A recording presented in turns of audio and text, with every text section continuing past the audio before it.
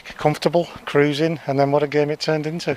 Yeah, it did, didn't it? First half, that's best we played all season. We moved the ball quickly, we were strong, we were aggressive, and we scored 2 really good goals. And we've been working on like attacking crosses, and it turned into a dream first half for us. But that's we said at half time, we get the next goal and we can go on and have a comfortable victory. But football's different, isn't it? And within 5 minutes of second half, we've had a penalty given against us, which we still don't understand what for. We've had a man sent off and missed our own penalty, so it becomes a bit of a battle then.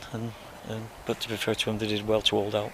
Well, let's talk about them goals first, because fans will have seen on the highlights that it was a build-up, no panic, go again, move the ball, get it into the box, and what a reward. That's good football.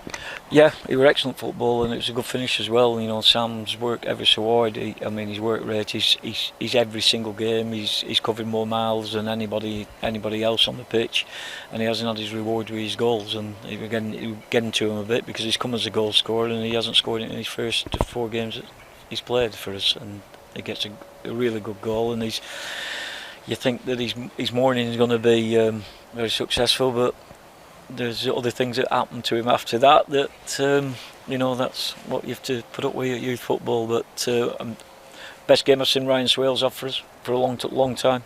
Again, he never gave him a moment's peace, and he deserved his goal. Great timing of a run, and gets in front of his marker, and another good header. So we got a reward with our goals from the work that we've been doing during the week, so that's pleasing from a coaching side of it. And that surge from Adam that brought the cross for Swalow's goal, similar in the second half when he set up a chance for Sam. There's a lot of good work in that midfield area. Yeah, I was impressed with them on Saturday. Like I said, we got a bit of a kick in the teeth in the cup the week before, and we didn't want to repeat that. Surface obviously is a lot better at Crichton than it were at Kendal. That's no excuse. I just thought we were poor, and I asked for a response, and the first 45 minutes I thought we got more than a response, and we were totally dominant.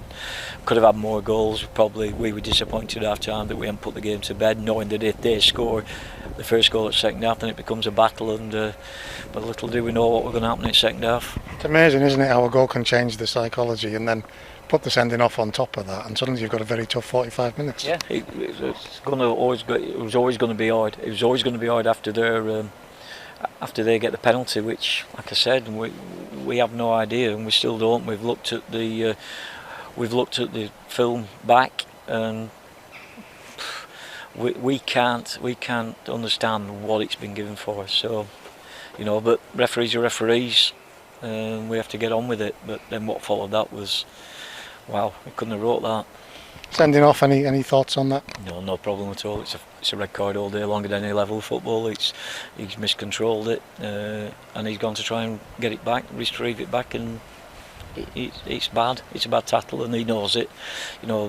Boyne has been probably our best player this season. He's done really well, but I said to him right at the beginning of the season in pre-season games, 2 things will happen to you this season. One, you'll get your head split open because he goes for everything and he puts his head where he shouldn't, but he's a brave lad, and that's his game. And the other one, he will get sent off because he's that type of player. He's fully committed, and fully committed players are going for everything and are not frightened of challenging for any type of ball. He's going to make mistakes, but you can't knock that out of him. You can't, because that's the player that he is, and that's the player he's going to be. So we have to accept that. When Manchester United signed Roy Keane, they knew what they were getting. They knew that he'd get sent off 3 times a season, but does he give you enough to warrant them 3 sending offs? He did for Manchester United, and Boyne has to play like that because he'll make a career. He'll make a career because he's a tough lad, and these things will happen, and we'll have to put up with that. I hope you take this the right way, but the way the rest of the half went, feisty, committed, full-blooded, it's great to watch. What's it like for yourself when you're watching the lads go through a battle like that?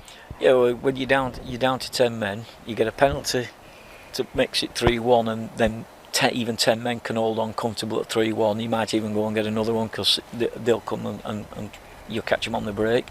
We missed the penalty. We have the sending off.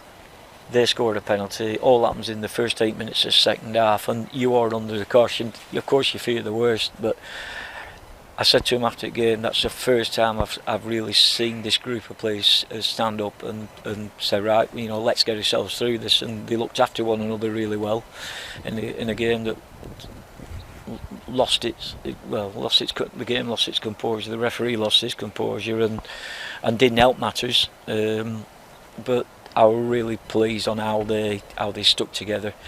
You look at Sam's one-on-one, and then we had another. Sam missed another one, and then you're thinking, like, we've been down to 10 men. If I'm being honest, I never felt threatened. The only time I felt threatened was from there right back. That's another story, but never mind. We'll leave that one there. But it's a decent start to the season overall, isn't it? I know you're disappointed with the Alliance Cup, but the lads are doing okay. Yeah, the two games we lost at Fleetwood and Preston, we should have won both of them. The game we won against Blackpool, we should have lost. So it probably evened itself out. But there were two hard games to play at first 2 games of the season, Fleetwood and Preston, because they're going to be around the top. But last week, it's a shame because that Alliance Cup is a competition that we can win. We can't win the Youth Cup, we know that. We can try and get as far as we can in it. But the Alliance Cup is a competition that we can win, and we made a right mess of it. Different type of game, Saturday? This Saturday, yeah. Salford. Bit of an iffy start for Salford. It doesn't look like they'll be as strong as they were last season because even though we beat them in the Youth Cup, that was a fantastic game that night. They absolutely hammered us in the league down in Salford, and obviously because of lockdown we never played them again. So their results have been up and down, but I think they had a really good result on Saturday against Accrington. I think they won 5-0 in Alliance Cup on Saturday, so they'll be decent. So, but we're slowly getting better and we're slowly getting stronger, and the two age groups are slowly merging into a decent side.